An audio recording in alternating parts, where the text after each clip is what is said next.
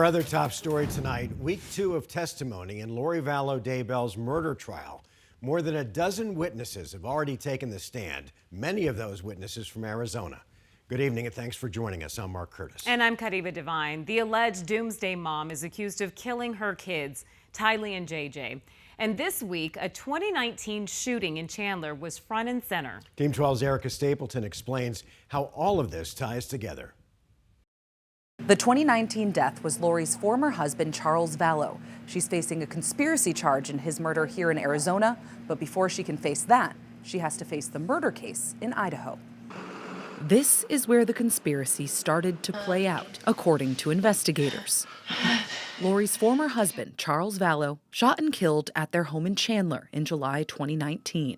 Lori's brother, Alex Cox, the one who pulled the trigger. Cox originally claimed it was self-defense. No, I'm just going to defend myself. But police now believe Cox, Lori, and Lori's new husband, Chad Daybell, all conspired to kill Charles to get rid of his dark spirit and clear the way for Lori to marry Chad. Not really upset. At one point, she was laughing. And now, as Lori is tried for killing her 2 kids in Idaho, months after Charles Vallow died, Chandler first responders are taking the stand, saying Alex Cox never tried to help Charles after he shot him. That entry room is where we found Charles laying on the ground, on the floor, on his back, and he appeared to be unconscious. Investigators believe Lori, Chad, and Alex all conspired to kill her kids, Tylee and JJ, too.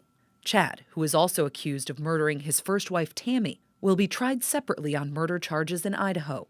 Cox died at his home in Gilbert in December 2019, before charges in the Idaho case and the Chandler shooting case were filed. Cox's wife, Zulema Pestenis, testified that Alex was worried he'd be the, quote, fall guy for Chad and Lori. I believe that Chad and Lori's intentions were very evil. Earlier in the week, Lori's only living child, Colby Ryan, testified that police, not his mother, told him his siblings were missing.